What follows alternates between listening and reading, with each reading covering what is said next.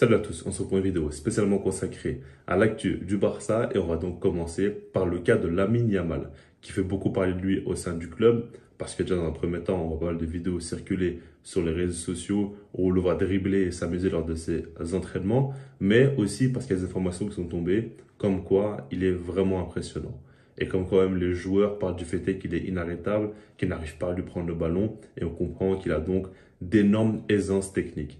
Maintenant, ça, on l'avait déjà entendu auparavant, on l'entend encore une fois. Peut-être aussi que les médias veulent un petit peu faire parler, ça serait bien que ça vend quand ils parlent de Lamine Yamal. Donc, on va pas non plus trop s'enflammer, on va voir surtout durant la pré-saison ce qu'il va proposer.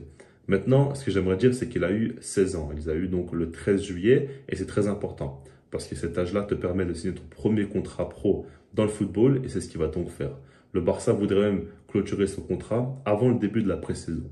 Donc ça, c'est quand même une très bonne nouvelle. Il veut préparer l'avenir avec le joueur. On sait très bien qu'il croit énormément en lui.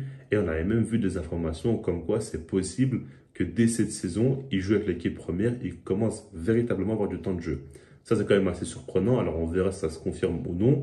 Mais ça parle beaucoup du fait quand même qu'il y a une grosse confiance qui a été mise en lui et qu'il le voit véritablement comme l'avenir et comme un gros talent.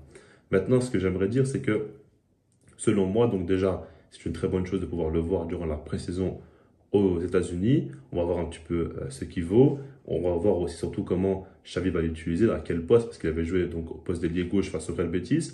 Mais peut-être qu'il va jouer sur l'aile droite, comme il le fait généralement, ou dans un rôle un peu plus axial. Je ne sais pas. C'est vraiment intéressant de voir comment il va être utilisé. Et en dehors de ça, ce que j'aimerais dire quand même, c'est que pour moi, dans un premier temps, c'est impossible qu'il commence directement avec l'équipe première lors du début de saison. Parce qu'il y a quand même 4 joueurs au poste d'ailier. On parle donc d'Ousmane Dembélé, de Rafinha, de Ferran Torres et d'Ansu Fati. Alors, ce pas 4 joueurs qui ont été ultra convaincants et qui sortent tous d'une grosse saison. Très loin de là, évidemment. Mais ça reste quand même justement des joueurs pour la plupart qui doivent se relancer ou qui doivent prouver. Enfin, il n'y a pas un de ces 4 joueurs-là qui a véritablement gagné sa place pour moi à 100% dans l'équipe. Donc, pour se relancer, ils auront besoin de temps de jeu. Pas de secret par rapport à ça. Et si Lamine Yamal, donc jeune joueur de 16 ans, gratte un petit peu de leur temps de jeu, ça va peut-être poser problème, voire même certainement. Donc, je pense qu'en tout cas, au début de saison, ce ne sera pas forcément possible. Maintenant, au fur et à mesure du temps, c'est par contre autre chose. Parce qu'on peut parler du fait que si jamais il y a des blessures, il y a des joueurs absents, pourquoi pas avoir Lamine Yamal comme première option donc au niveau du plan B. Ça peut être intéressant, ça peut être une bonne chose, mais je ne cache pas que j'ai pas envie que le Barça le crame trop vite et j'ai envie qu'ils prennent quand même leur temps. Je pense que c'est important pour lui de continuer avec l'équipe B, de continuer à faire de belles choses là-bas, de s'entraîner de temps en temps avec l'équipe première aussi pour qu'il teste le haut niveau et qu'il vienne, on va dire, à un moment où il se sent bien déjà dans un premier temps physiquement et à un moment où il n'aura pas trop de pression sur lui. En tout cas, éviter bêtement de le faire jouer trop tôt si jamais il ne se sent pas prêt. Il faut vraiment beaucoup voir le côté mental, comment il se sent aussi, parce que ça peut quand même lui laisser des séquelles si jamais il commence trop tôt alors qu'il ne se sent pas forcément prêt. Maintenant, je pense que le Barça fait un bon travail là-dessus. Ils ont l'habitude quand même avec des jeunes qui commencent très tôt. Ça ne marche pas toujours, mais là, avec Lamine Yamal, c'est quand même un énorme talent, donc il faudra faire attention. Justement, on va parler d'un autre jeune maintenant et qui, lui, a des périodes quand même très compliquées en ce moment, c'est Ansu Fati.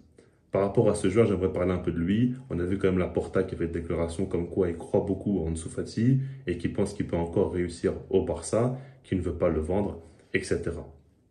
Tout ça, ça me paraît quand même très positif.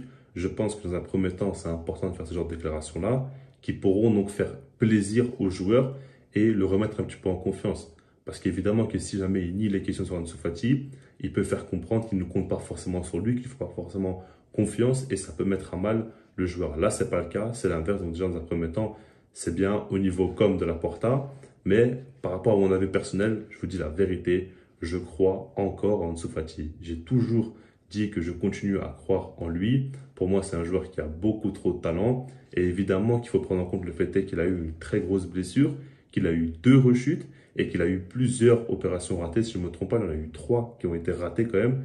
Pour un jeune joueur de seulement 20 ans, c'est énorme. Et évidemment que ce n'est pas possible de s'en remettre tout de suite. Maintenant, on va voir comment ça va se passer. J'ai envie dans un premier temps que physiquement, il revienne bien, qu'il arrive à faire beaucoup plus d'efforts sans ballon. Et après, on va voir comment ça va se passer sur le terrain. Mais en tout cas, ce que j'aimerais dire, c'est qu'Ansu Fati, sa plus grande qualité, ça a toujours été la finition.